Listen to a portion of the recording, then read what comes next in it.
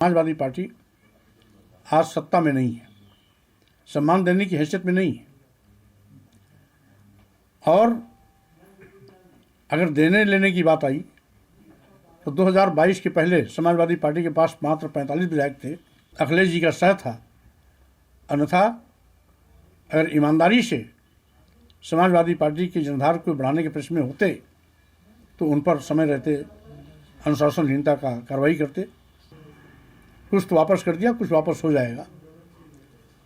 मैं पद के पीछे नहीं भागता हूँ, पहाड़ से भी टकराने की हिम्मत रखता हूँ। बहुजन समाज पार्टी से आने वाले नेताओं के फलस्वरूप ही हुई है। इसलिए अगर देने की बात होती है तो मैंने उनको दिया है, उनका वोट बढ़ाया है। जो कभी समाजवादी पार्टी से नहीं जुड़ते थे उनको भी जोड़ा है। लेकिन जब वहाँ पर मेरे अभियान का मजाक बनाया जाने लगा, तमाम छुटभैये नेता से चिल्ली बखाड़ने लगे, बड़ी बड़ी बातें करने लगे।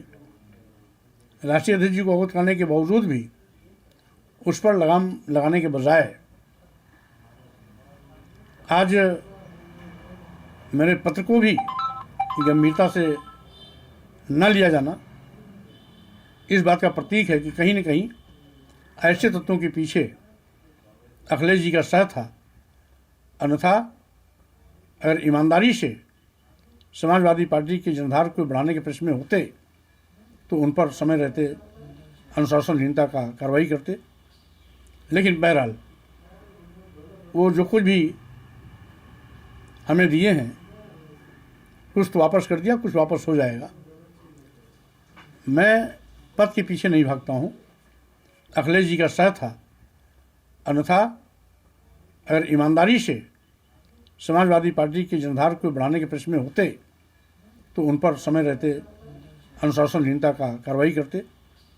लेकिन बहरहाल वो जो कुछ भी हमें दिए हैं, कुछ तो वापस कर दिया, कुछ वापस हो जाएगा। मैं पद के पीछे नहीं भागता हूँ। मैंने सदैव वैचारिक लड़ाई लड़ी है, विचारों के साथ खड़ा रहा हूँ। वैचारिक टकराहट जब भी कभी मौका आता है तो मैं पहाड़ से भी टकराने की हिम्मत रखता हूँ। रही बात इस देश के अनुसूचित जाति, एक नहीं अनेक मौके पर कहे, ये निजी मौर्य जी का निजी बयान है। आखिर उनकी भी हैसियत एक राष्ट्रीय महासचिव की है, मेरी भी हैसियत एक राष्ट्रीय महासचिव की है। एक राष्ट्रीय महासचिव का बयान पार्टी का हो जाता है और दूसरे राष्ट्रीय महासचिव का बयान निजी हो जाता है। ये भेदभाव क्यों? अगर यही भेदभाव होना है तो ऐसा भेदभावपूर्ण पद मुझे नहीं चाहिए, क्योंकि मैं तो भेदभाव के खिलाफ लड़ता ही हूँ। मैं तो इस देश में जो विषमता है, जात पात, छुआछूत, ऊंच नीच का जो भेदभाव है, उस भेदभाव के खिलाफ लड़ाई लड़ रहा हूँ। और मेरे साथ भी यदि कोई भेदभाव होता है, पद के साथ भेदभाव होता है, गरिमा के साथ भेदभाव होता है, तो स्वाभाविक रूप से मैं उस पर प्रतिकार करूँगा ही करूँगा। और जो 13 फरवरी के पत्र में स्पष्ट है। इसलिए रही बात, उन्होंने कहा कि मैंने सम्मान दिया, तो मैं ये बताना चाहता हूँ कि समाजवादी पार्टी आज सत्ता में नहीं है, सम्मान देने की हैसियत में नहीं है। और अगर देने लेने की बात आई तो 2022 के पहले समाजवादी पार्टी के पास मात्र 45 विधायक थे। मेरे आने के बाद समाजवादी पार्टी के विधायकों की संख्या 111 हो गई। समाजवादी पार्टी का जनधार जो समाजवादी पार्टी सरकार के दौरान भी नहीं था, वो 2022 के चुनाव में उनको मिला। 6.5% वोट की बढ़ोतरी हुई है।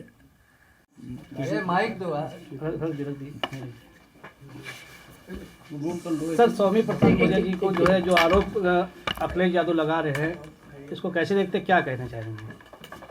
पहली बात तो उन्होंने आरोप क्या लगाया है उसकी विरोध जानकारी नहीं है। हाँ, पत्रकारों के माध्यम से मालूम हुआ है कि उन्होंने कहा है कि मैं किसी के दिल में क्या है उसको कैसे जान सकता हूँ। दिल में जाने और जानने की जरूरत नहीं है। 13 फरवरी को जो मेरा इस्तीफा पत्र है उसमें सब स्पष्ट है। उस बात को जानने की कोशिश करनी चाहिए, जिसको मैंने 12 फरवरी को व्यक्तिगत भी बात किया था। और 13 फरवरी को पत्र के माध्यम से भी अवगत कराया था कि पॉपुलर होने की दुहाई देते हैं लेकिन बीजेपी की पिच पर खेलने के आदी हैं, ऐसे लोगों से समाजवादी पार्टी का भला होने वाला नहीं है। तो स्वाभाविक रूप से आज मैं उन्हीं विचारों के लिए आज भी खड़ा हूँ जिन विचारों के लिए समय समय पर मैं खड़ा था और आगे भी खड़ा रहूँगा। ठीक है, थैंक यू। देश दुनिया की ताज़ा तरीन खबरों से रूबरू होने के लिए सब्सक्राइब कीजिए आपका अपना चैनल NDTV भारत।